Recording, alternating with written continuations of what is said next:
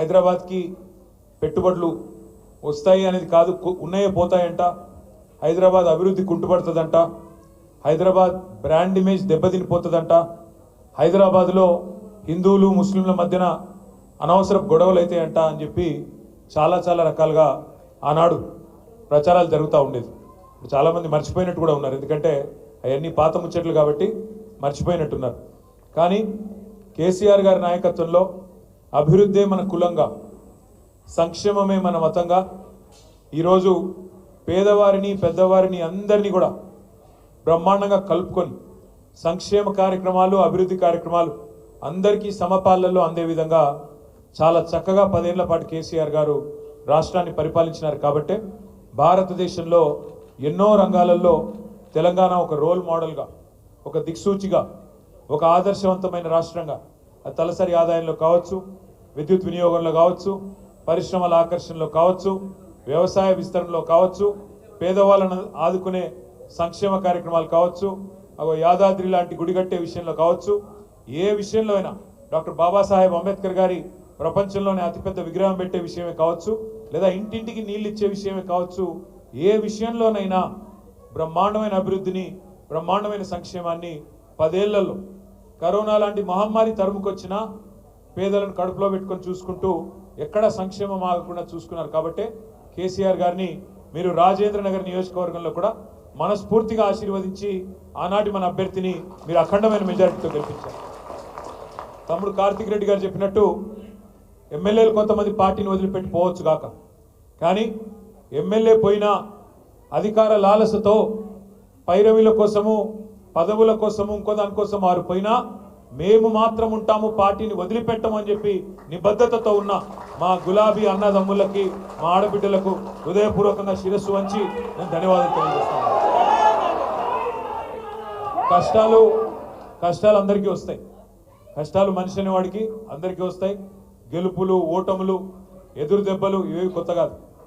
2001 ఏప్రిల్లో కేసీఆర్ గారు పార్టీ పెట్టినప్పుడు ఆనాడు ఆయన వెంబడ కేవలం పిడికెడు మంది ఉండే, కానీ 24 ఏళ్లలో ఈరోజు కేసీఆర్ గారు పెట్టిన పార్టీ ఇంతింతై వట్టుడింతై అన్నట్టు ఆనాడు పెట్టిన ఒక విత్తనం వాళ్ళ మహావృక్షమై వేలాది లక్షలాది మంది నాయకులను కార్యకర్తలను బ్రహ్మాండంగా గ్రామ గ్రామాన ప్రతి పట్టణంలో ప్రతి పల్లెలో అద్భుతంగా విజృంభించి భయంకరంగా ఇవాళ అన్ని చోట్ల కూడా విస్తరించింది. నా విజ్ఞప్తి, నా ప్రార్థన మీతో ఒకటే, ఇవాళ కేసీఆర్ గారు అంటే ఒక వ్యక్తి కాదు, టీఆర్ఎస్ అంటే ఒక సామాన్య శక్తి కాదు. కొంతమంది కలలు కంటున్నారు, పిచ్చి కలలు కంటా ఉన్నారు. రేవంత్ రెడ్డి గారు నిన్న మొన్న మాట్లాడుతున్నారు, కేసీఆర్ను ఫినిష్ చేస్తా, బీఆర్ఎస్ను ఫినిష్ చేస్తా. నేను రేవంత్ రెడ్డికి ఒకటే చెప్తా ఉన్నా, కేసీఆర్ను ఫినిష్ చేస్తా అని చెప్పి నీలాగా 24 ఏళ్లలో చాలా మంది ప్రగల్భాలు పలికినారు, పిచ్చి ప్రేలాపనలు చేసినారు. ఇవాళ ఒక్కసారి చరిత్రలోకి తిరిగి తొంగి చూడు, కేసీఆర్ను ఫినిష్ చేస్తా అన్న వాళ్ళు ఎవరన్నా ఇక్కడ ఉన్నారా, ఇంకా వాళ్ళు ఫినిష్ అయినరా ఒక్కసారి చూసుకోమని చెప్పి నేను విజ్ఞప్తి చేస్తా ఉన్నా. కేసీఆర్ అనే వ్యక్తి ఆయన తెలంగాణ రాష్ట్ర ఏర్పాటు కనుక ఆయన నడుము బిగించకపోతే ఇవాళ రేవంత్ రెడ్డి కూర్చున్న కుర్చీ, రేవంత్ రెడ్డి కూర్చున్న తెలంగాణ ముఖ్యమంత్రి అనే కుర్చీ ఇవాళ ఉంటుండేనా ఒక్కసారి ఆలోచించాలని చెప్పి కూడా నేను మిమ్మల్ని కోరుతా ఉన్నాను. ఇవాళ అధికారము పదవులు ఎమ్మెల్యేలు ఎంపీలు ఎమ్మెల్సీలు ఇవన్నీ తాత్కాలికంగా ఉండొచ్చు, రేపు ఉండకపోవచ్చు, కానీ ప్రజల గుండెల్లో స్థానం శాశ్వతం. అది కేసీఆర్ గారికి మాత్రమే సొంతం అనే మాట నేను విజ్ఞప్తి చేస్తా ఉన్నాను. ఇవాళ రేవంత్ రెడ్డి గారు, ఎందుకంటే ఆయన కొన్ని సాంకేతిక పరమైన సమస్యలు ఉన్నాయి, అందుకే ఎత్తైన కుర్చీలో కూర్చుంటున్నాడు, 2 కుర్చీలు వేసుకొని కూర్చుంటున్నాడు. కొన్ని టెక్నికల్ ప్రాబ్లమ్స్ ఉన్నాయి. ఎత్తైన కుర్చీలో కూర్చుంటే పెద్దగా అయిపోవు, నువ్వు ఎత్తైన కుర్చీలో కూర్చోగానే పెద్దోడు అయిపోవు. ప్రజల గుండెల్లో స్థానం సంపాదించుకోవాలి. నువ్వే చెప్తీవి కదా, ఏం చెప్పినావు ఎలక్షన్లకు ముందు? కేసీఆర్ బిచ్చమేసినట్టు 10,000 ఇస్తుండు, నేను 15,000 ఇస్తా. కేసీఆర్ రైతు బంద్ అంటే నేను రైతు భరోసా ఇస్తా అంటివి. మరి నేను ఇవాళ అడుగుతున్నా రేవంత్ రెడ్డి, రాష్ట్ర రైతాంగం ఎదురు చూస్తున్నది, 70 లక్షల మంది రైతన్నలు ఎదురు చూస్తా ఉన్నారు. ఎక్కడ పోయింది నీ రైతు భరోసా? నువ్వే అంటివి కదా 10,000 ఏమున్నది, 15,000 ఇస్తా అంటివి. కేసీఆర్ 2 పంటలకు ఇస్తున్నాడు, నేను 3 పంటలకు ఇస్తా అంటివి. మరి ఎక్కడ బాయ్? ఉన్న వానాకాలం ఉన్న రైతు బంధు ఇప్పటికే ఎగ్గొట్టినాం. ఇప్పటి వరకు వానాకాలం రైతు బంధే ఖాతాల్లో పడలేదు. రైతన్నలు పాపం మోసపోయినామని ఇప్పుడు అర్థం చేసుకొని ఊరూరా బాధపడతా ఉన్నారు. రుణమాఫీ అంటివి ఏమంటివి అన్నాడు, రుణమాఫీ చేస్తా. కేసీఆర్ ₹1,00,000 రుణమాఫీ చేస్తే మీరు రుణమాఫీ అయిన వాళ్ళు కూడా బ్యాంకు కురకండి, ఆగమాగం పొండి. కేసీఆర్ ₹1,00,000 మీకు మాఫీ చేసినాడు, నేను 2 లక్షలు చేస్తా. లోన్ తెచ్చుకోకపోతే అర్జెంటుగా తెచ్చుకోండి. డిసెంబర్ 9, 2023 సోనియమ్మ బర్త్డే, వెంటనే సంతకం పెడతా అంటివి.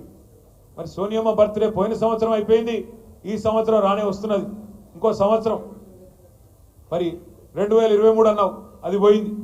సోనియా గాంధీ గారి బర్త్డే మళ్ళీ వస్తూనే ఉన్నది, ఇంకో వారం రోజుల్లో 10 రోజుల్లో. ఇంతవరకు ఏమైంది రుణమాఫీ అంటే సమాధానం లేదు. అదొకటే కాదు, ఒక సోనియా గాంధీ గారిని మోసం చేయలేదు, రాష్ట్రంలోని 70 లక్షల మంది రైతులనే మోసం చేయలేదు.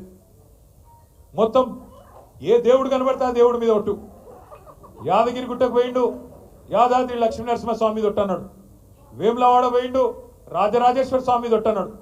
భద్రాచలం పోయినాడు, సీతారామస్వామి మీద ఒట్టన్నాడు. అలంపూర్ పోయినాడు, జోగులాంబ తల్లి మీద ఒట్టన్నాడు. ఇక్కడ హైదరాబాద్కి వచ్చి జూబ్లీహిల్స్ పెద్దమ్మ మీద ఒట్టన్నాడు. నిన్ననే దేవుళ్ళందరూ మీటింగ్ పెట్టుకున్నారంట. వీడెక్కడ దొరికిండ్రా నాయన, మనకు ఏడ కనబడితే ఆడ ఒట్లేస్తున్నాడు, ఈడెక్కడ దొరికినాడు నాయన. ఎందుకంటే మనుషులను మోసం చేసే మనుషులను చూసినాం, దేవుళ్ళని మోసం చేసేటోడు మొదటివాడు వీడు. మీరు ఆలోచించండి, నేను చెప్పేది తప్ప ఒప్ప ఆలోచించండి. ఏమన్నావు నువ్వు? 15 ఆగస్టు వరకు మొత్తం రుణమాఫీ. ఇంకా ఆ రోజు ఎగిరెగిరి పడుతుంది. హరీష్ రావు యాడు నువ్వు మూసిలో దుంకు, గంగల దుంకు, రాజీనామా చేస్తావా సస్తావా అంటివి. ఇవాళ అడవే మరి నీ రుణమాఫీ. ఆఖరికి పోని హిందూ దేవుళ్ళని మోసం చేసినావు. ఆఖరికి మా జాంగీర్ పీర్ దర్గా కూడా పోయి అక్కడ కూడా ఒట్టు పెడుతుంది సరిగ్గా. జాంగీర్ పీర్ దర్గా పోయి పాపం అక్కడ ఒట్లు పెట్టినాడు. ఒక్కరిని కాదు, అన్ని కుల. మెదక్ చర్చిని కూడా ఉంచుకున్నాడా? మెదక్ చర్చిలో యేసుక్రీస్తు కూడా బాధపడుతున్నాడు, వీడెక్కడ దొరికిండ్రా నాయన. అక్కడ పోయి చర్చిలో అక్కడ కూడా ఒట్టు పెట్టినాడు. ఏ దేవుణ్ణి వదలలేదు, ఏ కులాన్ని వదలలేదు, ఏ మతాన్ని వదలలేదు. అంటే ఇంత మోసం అంటే ఇవాళ నేను నిజంగా కూడా హైదరాబాద్ ప్రజలకు మాత్రం, మీ చైతన్యానికి మాత్రం GHMC పరిధిలో నేను శిరస్సు వంచి మీకు పాదాభివందనం చేస్తాను.